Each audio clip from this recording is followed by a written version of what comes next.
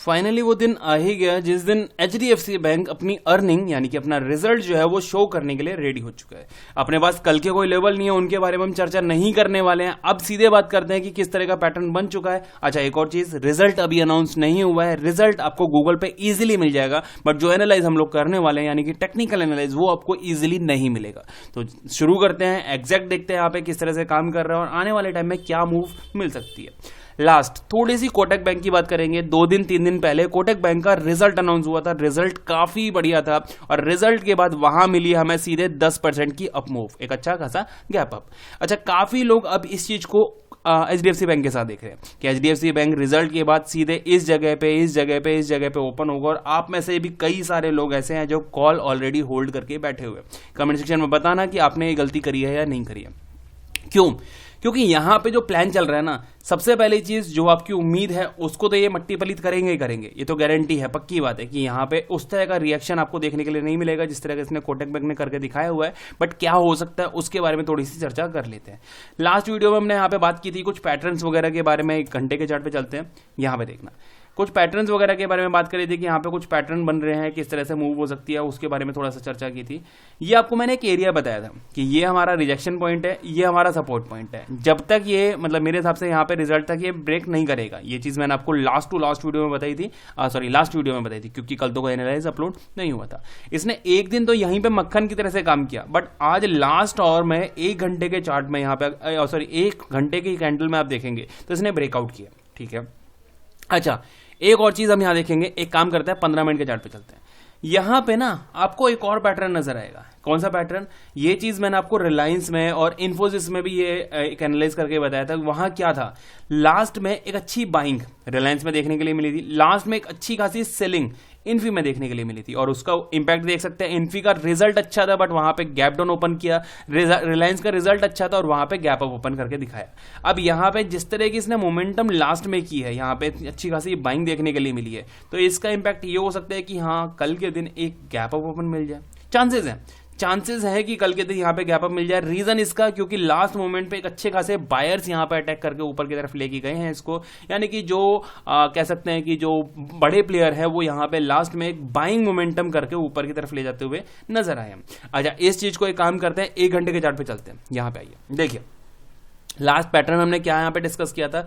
एक W pattern मैंने आपको बताया था यहाँ पे कि एक डब्ल्यू पैटर्न क्रिएट कर रहा है। यहाँ पे इस तरह से बॉटम दिया था, टॉप दिया था, ये बॉटम दिया था, यहाँ से अप मूव लगा के ऊपर जा सकता है। राइट, ये एक एरिया था जो रिजेक्शन वाला एरिया था, ये भी मैंने आपको बताया था कि यहाँ पे काफी बढ़िया रिजेक्शन मिल सकता है।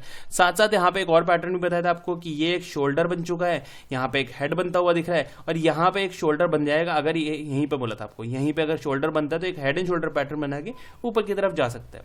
इसने लगभग सारे पैटर्न फॉलो किए। कैसे?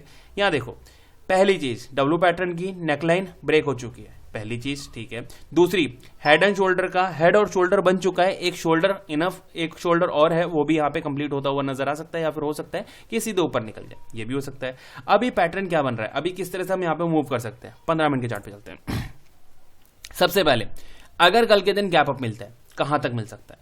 मिलता है, सपोज करते हैं कि यहां से कितने परसेंट आज की क्लोजिंग है, ये एक अंदाजा लगा लेते हैं कि यहाँ पे 3% का मतलब है हमका लगभग कुछ 1720 के आसपास का, इनके साथ 1720 के आसपास का गैप अप अगर मिल जाता है, एक अंदाजा बता रहा हूं आपको, तो आप यहाँ पे थोड़ी सी और अपमूव ले सकते हो। 1740 तक की एक अपमूव यहाँ पे आपको हैंडल करती हुई नजर आ सकती है कि ये ऊपर जाके इस एरिया को टेस्ट करके और फिर दोबारा नीचे आके 1720 या 1700 तक के लेवल को टेस्ट करता हुआ दिखाई दे जाए।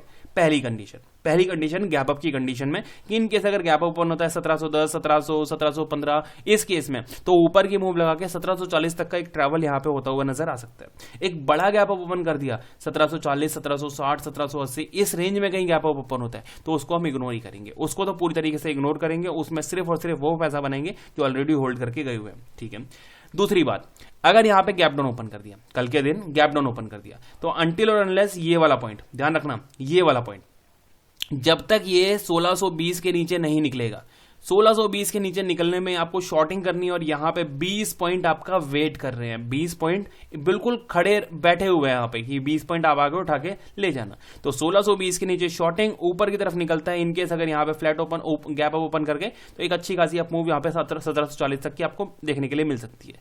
अब बात करते हैं फ्लैट की, कि इनकेस अगर मिल जाता है हमें फ्लैट ओपन, तो क्या करना है, फ्लैट ओपन चांसेस थोड़े कम है, फिर भी हम यहाँ पे बात तो करेंगे ही करेंगे क्योंकि चांसेस बन सकते हैं।